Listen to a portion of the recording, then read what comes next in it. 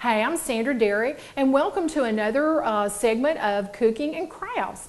I've got some wonderful things again to show you today. I would also like to thank all the folks at the Varnell Community Center and the Senior Center here in Varnell for letting us use their wonderful facility. Thanks to you guys, and we love it. It's absolutely amazing.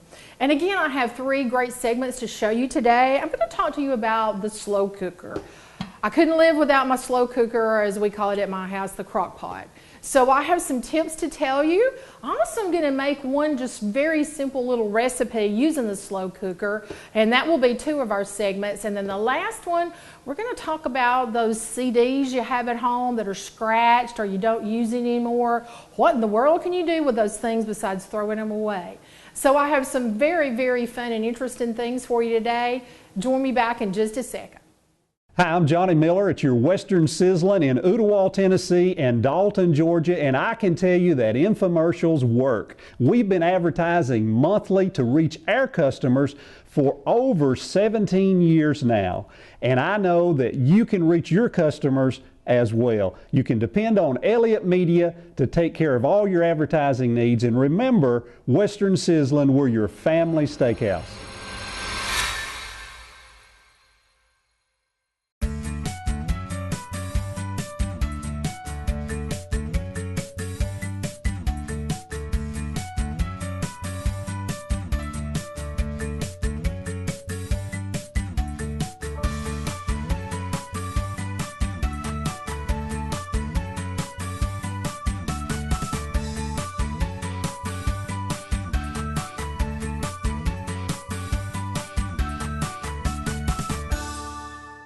When you're in the market for a new or scratch and dent appliance, Langford Appliance is the place to come. We're a locally owned business for over 30 years serving this area. Don't let your dollars go out of town. When you buy your appliances from Langford, your money stays right here in Dalton, and you can always count on us for the best service after the sale. We have a large parts and service department for all your appliance repairs or plumbing and hot water needs. Come see us when you're in need of any appliance. That's Langford Appliance at 319 North Glenwood Avenue in Dalton.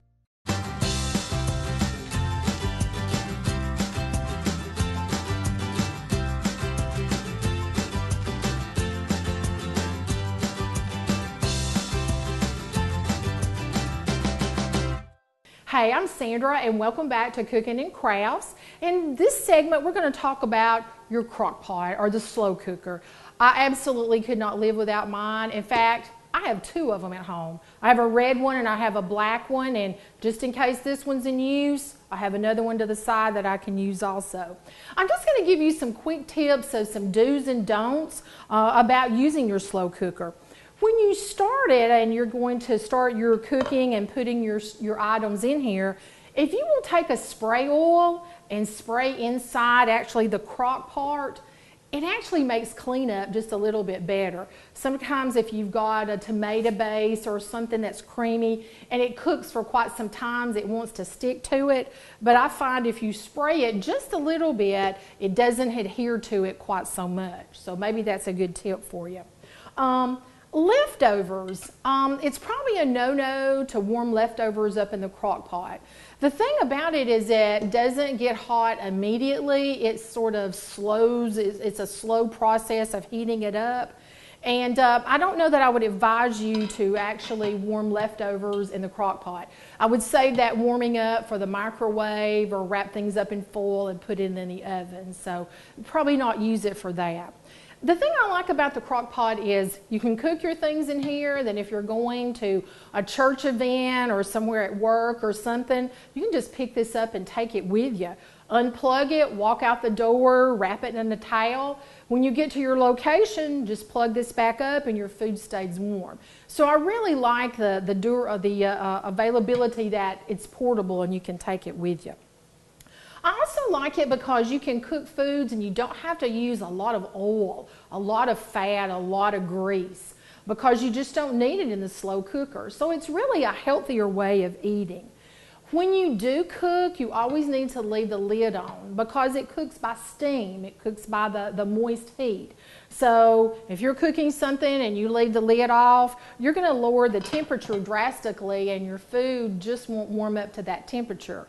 So, you know, the only time you want to take the lid off is to maybe stir something up or check it to see how tender it is. But on a good rule of thumb is leave the lid on.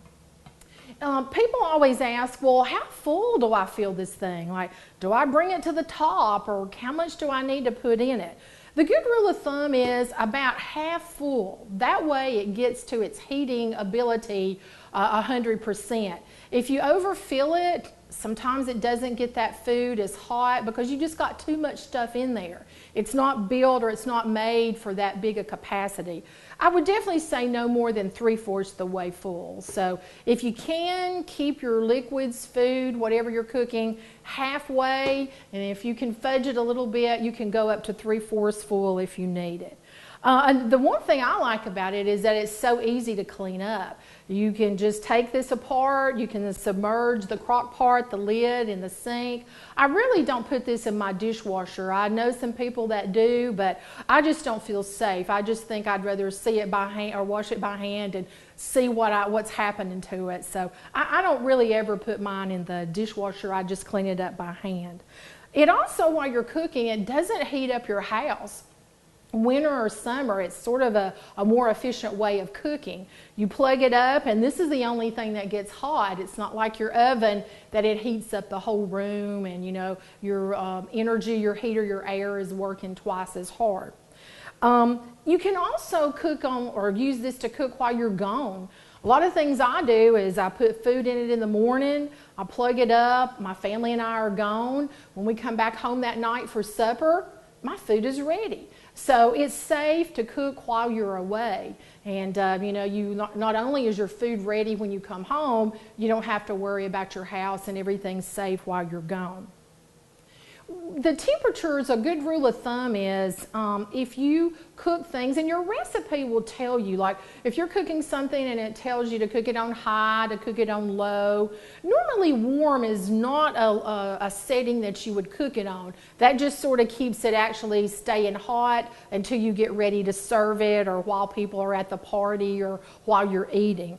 The good rule of thumb is that if it's something, if the setting's on low, it's about 200 degrees. If it's on high, it's around 300 degrees. And if it's warm, it's usually, the rule of thumb is about 140 degrees. It just keeps it that way. So always cook your food either on high or low. And again, the recipe will tell you what to do. I would not start frozen food in here. For instance, get chicken or a roast out and put it in the crock pot and add water to it and cook it. It just doesn't heat up fast enough, and your frozen food stays actually frozen too long. So if you're going to cook some chicken and it's frozen, thaw that chicken or thaw that roast before you put it in the crock pot. I think you'll have safer results and you'll also have better results. And again, you can cook with less tender cuts of meat. You don't have to necessarily go for those real expensive cuts of roast or whatever. You can get a less expensive cut that may be a little tough, especially if you cooked it in the oven. But if you cook it in the slow cooker, it's not tough at all because it cooks with steam and it cooks with moisture. So if you've got a budget, your money's going to go a lot further by using a crock pot. If you cut vegetables in here, carrots, whatever, potatoes, try to make them all about the same size so that way they'll cook evenly and you don't have a large potato and then a small potato and one's raw and one's smushy. So if you'll just cut them all the same proportion or they're all the same size, life is a lot better. If you're going to put hamburger meat in here or some kind of chicken, you might want to cook it or saute it first, especially hamburger meat, because your crock pot or your slow cooker, it doesn't brown. And you know, then sometimes you get it out and it's not quite the color that you want. So I would advise you, especially with hamburger meat, you might want to brown it first and then put it in here. And the last thing is, this is great to entertain with. You can put dips in here, you can put beverages, and you don't have to worry about, is my food hot enough for my guests, because it always stays hot. Just take the lid off and stir it occasionally. So I hope you got some really good tips about cooking with a slow cooker. When we come back, I'm going to make one just really simple. It's a little cheese dip that my family and I make in the crock pot all the time. So see you in just a second.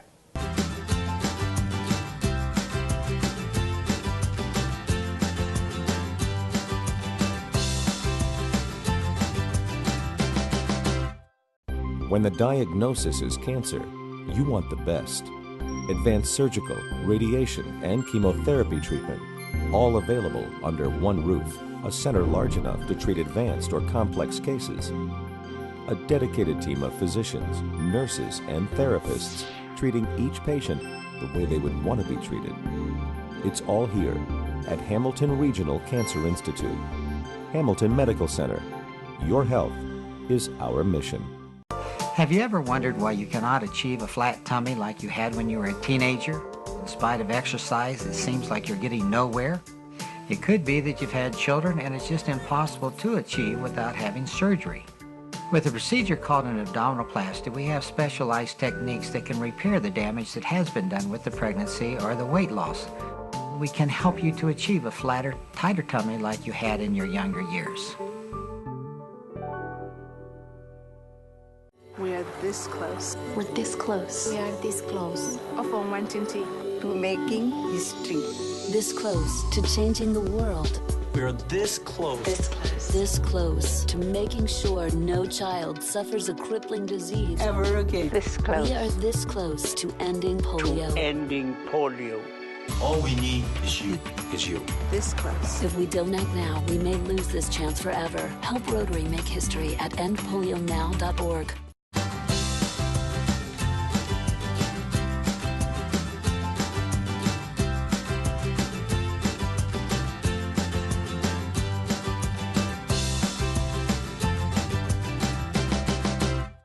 Hey, I'm Sandra, and welcome back to Cooking and Crafts.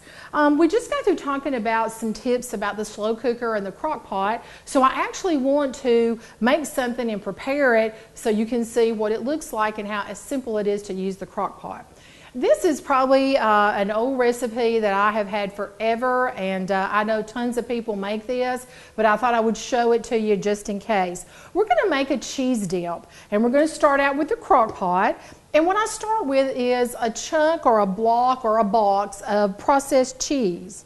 I find that this actually works better than the cheddar. It tends to melt a little better, and I really hate to say that because I love cheddar cheese. So what you're going to do is you just roughly cut it up.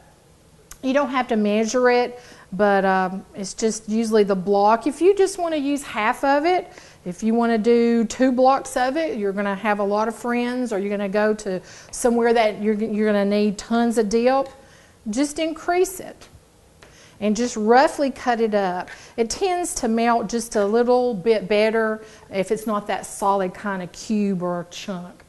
After that, you're going to get a can of tomatoes. They're going to have peppers in them. They're going to be diced up. You can get the chilies with them. You can get it without. You can get hot. You can get mild. You really just sort of do in proportion to how hot and how mild you want it. So we're going to go ahead. Let me get my spoon here. And we're going to add that to the cheese. And I tend to like to add just a little bit of liquid, and I usually do milk. At my house we use skim milk or fat-free milk. It has all the nutrients in it, but it doesn't have that extra fat that I definitely don't need. And my rule of thumb is you can always add more. So I added about a tablespoon, and when this is going to start cooking and I stir it up, I can see, is it too thick? If it's too thin and I've used all my cheese, I'm pretty sort of in a dilemma, because I'm going to have to go to the store and probably buy some more, or we're going to have to drink it out of a straw. So add just like a teaspoon or a tablespoon of your milk at a time, and if you find out later on you need to add more, you can always do that. And so I've got in here so far my cheese, my chili tomatoes, and I put just about a teaspoon or tablespoon of milk. Sometimes you can just do a variety of this. I like to brown hamburger meat or sausage and put it in here. You can also, if you don't have the time to cook, you can also just open a can of chili and put your chili in here. You can use a little bit of chili, you can use a lot of chili. It really doesn't matter. It's just up to you and according to how spicy that you want it. So you don't even have to stir that up. Just put your cheese in, your chili tomatoes, a little bit of milk. You can put a hamburger meat. If I'm going to use the whole crock pot or this much cheese, I'd probably go about a half a pound of hamburger meat. Half a pound of sausage, you could do that, or you could combine the two together. And like I said, there's no need to stir it. Put your lid on. I like to start mine off on high. It sort of just gets it cooking quickly. I can stir it up. I can see, am I going to have enough? Do I need to add more to it? Do I need to add some more of my liquid? And occasionally you might want to look at it and see how it's going. When you think it's the consistency that you want, you can go ahead and turn it on low or you can turn it on warm. This will take this amount of cheese probably 15, 20 minutes to melt completely and get it the consistency that you want. Let me scoot this stuff over here. And I have some already made for you here. This is just a little bitty mini crock pot that I got. And I really like this because it's enough just for my family. It's enough just for me sometimes if I want to make a small amount and I don't want to eat like a quart or whatever of cheese dip, because I probably can't. And I've already got my plate and I just put some corn chips on it. And let's go ahead and see how ooey gooey that my cheese dip has turned out. Now, my husband, he loves the taste of the tomatoes and the chilies, but he doesn't sometimes like the big chunks. So what you can do is that you can drain out the water and just put it in your crock pot with the cheese, and then the chilies and the tomatoes that are left, you can take a fork and mash them up where they're softer and they're just into little bitty pieces and they're not big chunks. I tend to like the big chunks myself because it stays on my chip a lot better.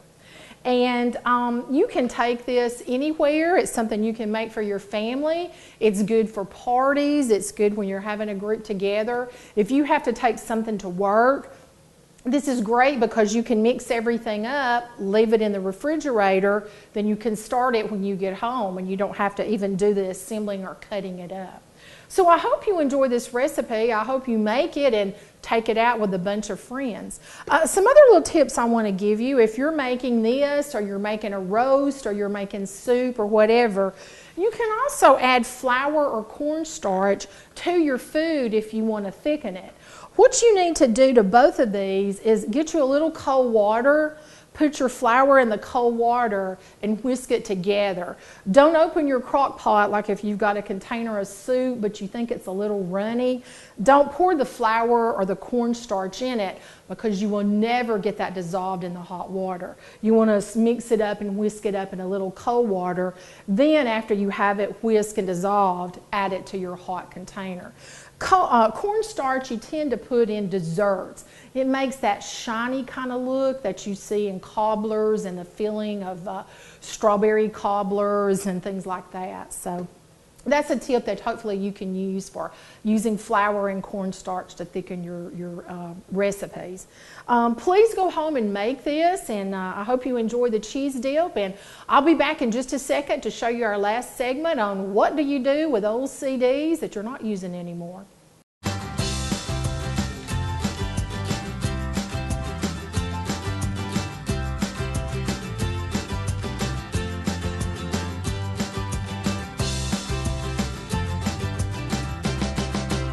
Hi, I'm Johnny Miller at your Western Sizzlin' in Ooltewah, Tennessee and Dalton, Georgia, and I can tell you that infomercials work. We've been advertising monthly to reach our customers for over 17 years now, and I know that you can reach your customers as well. You can depend on Elliott Media to take care of all your advertising needs, and remember, Western Sizzlin', we're your family steakhouse.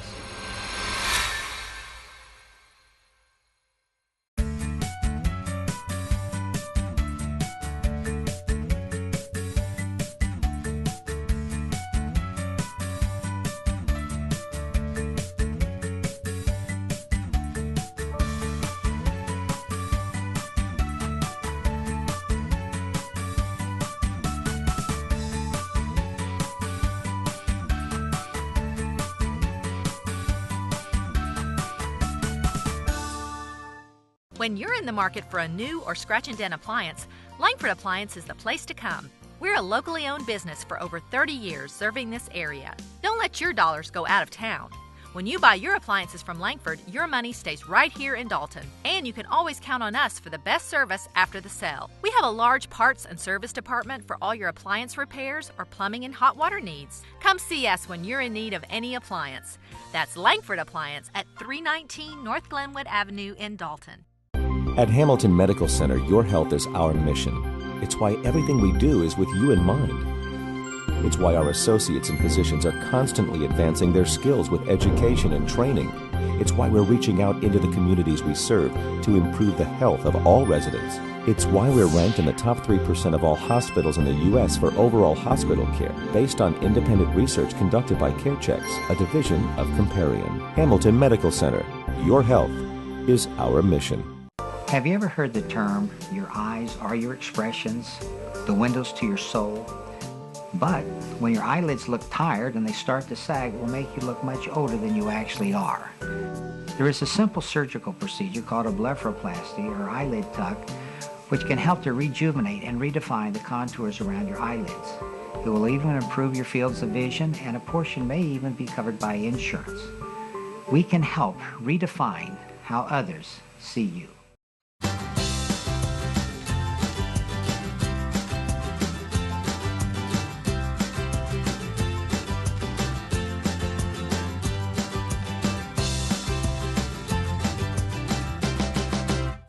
Hey, I'm Sandra, and I'm back again with Cooking and Crafts, and I have one last, hopefully some great ideas to show you today.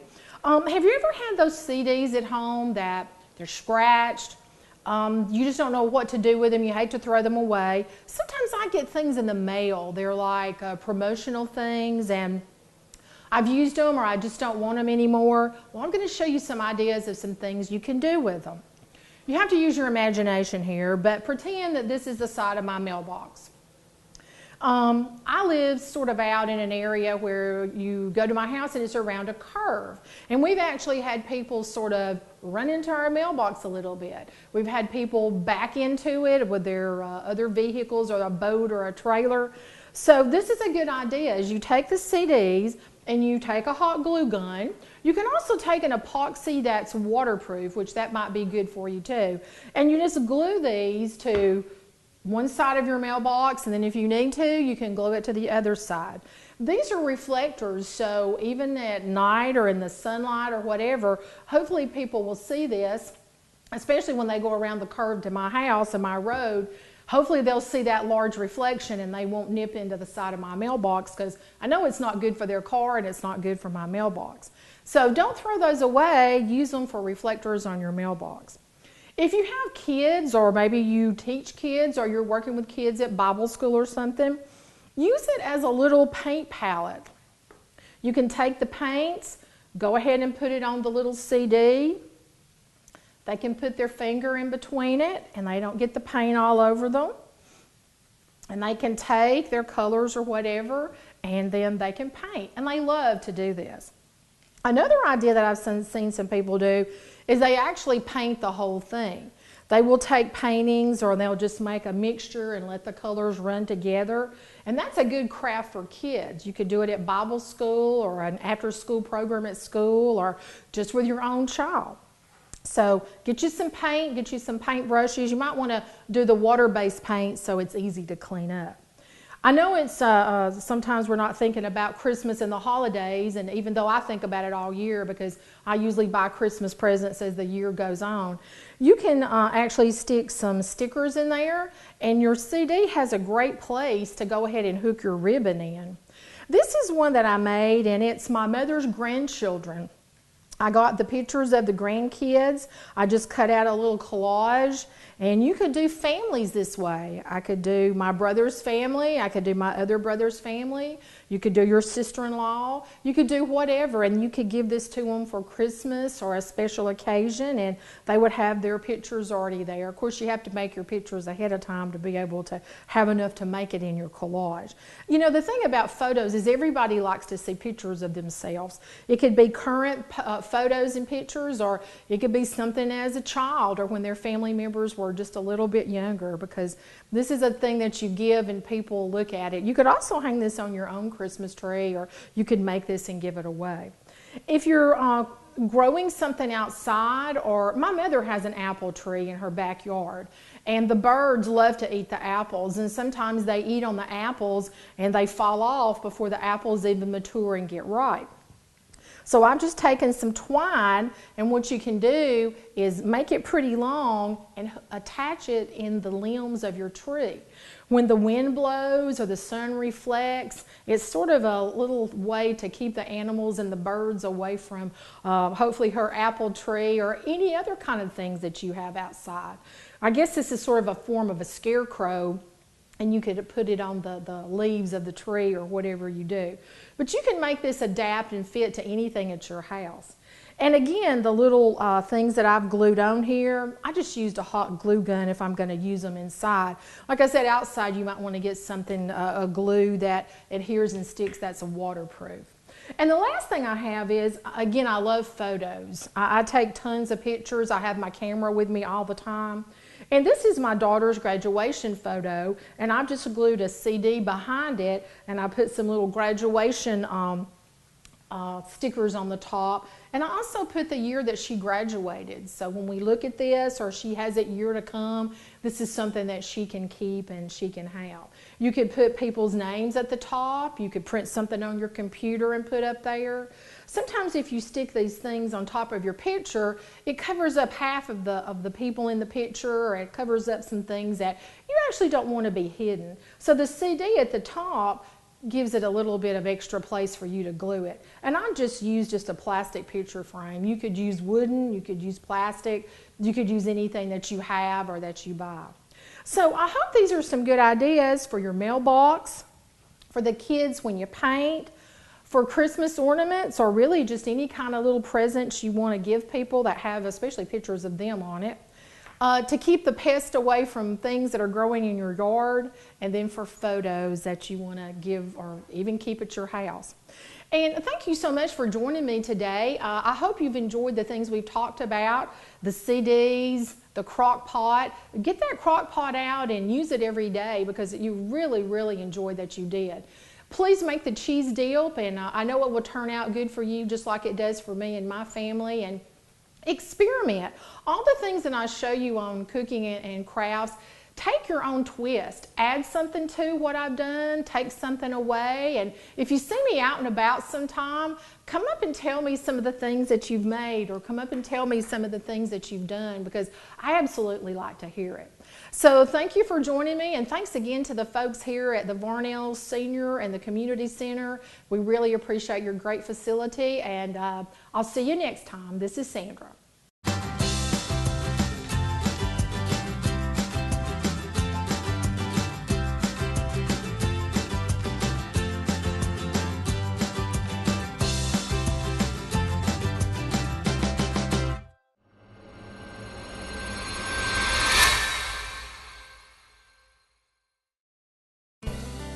To advertise your business on TV, contact Elliott Media at 706-529-4237.